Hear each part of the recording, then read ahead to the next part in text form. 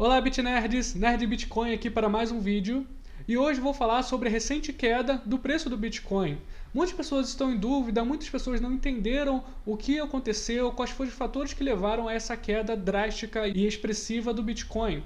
O principal fator foi o ataque hacker à empresa Bitfinex, que é uma das maiores exchanges de Bitcoin do mundo. E isso fez com que 65 milhões de dólares em criptomoedas fossem roubados. E isso ocasionou uma queda drástica do preço do Bitcoin. Ele estava em 600 dólares, ele chegou até 480 dólares, e aqui em reais ele estava em 2.200 reais e chegou a 1.500 reais aqui no Brasil. Isso foi uma queda realmente drástica, uma queda muito expressiva, e esse foi o principal fator. E a primeira coisa que eu tenho para falar com relação a isso, pessoal, é que não é a primeira vez que isso acontece. Já aconteceu com outras exchanges, algumas devolveram o dinheiro para as pessoas, eles tinham seguro, outras simplesmente fecharam. E independente de qualquer uma dessas coisas, o Bitcoin continuou a crescer, o Bitcoin continuou a ter novos usuários. Então, apesar desse ataque, apesar dessa queda, o Bitcoin, olhando o histórico do Bitcoin, ele sempre continuou a crescer e o seu preço continua a subir e ele continua a ser mais valorizado. É claro que o futuro é incerto, porém, olhando a história, olhando o histórico de preço, nós conseguimos ter uma ideia do que pode acontecer. Um problema que acontece com muitas pessoas nesse período são as preocupações, que isso é normal ter esse tipo de coisa, né? Você vê o dinheiro que você investiu sendo perdido, né? Ou seja, se você comprou o Bitcoin a 2.200, a 2.100, você vê o Bitcoin batendo 1.500 reais, você vê o seu dinheiro sendo perdido. Isso é normal, muitas pessoas têm esse tipo de medo.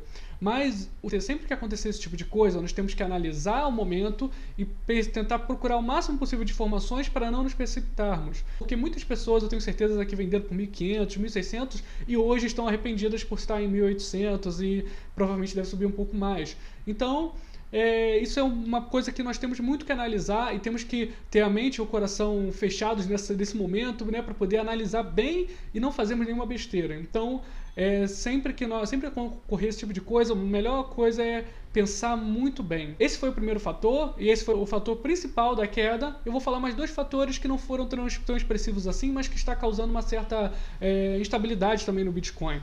O segundo fator é que houve também uma reunião entre desenvolvedores do Bitcoin e também entre mineradores, e não se sabe ao certo o que foi discutido nessa reunião e nem também o que foi determinado após essa reunião. Então isso também está dando uma certa desconfiança, não se sabe ao certo o que pode ocorrer, né, com relação aos eventos desta reunião.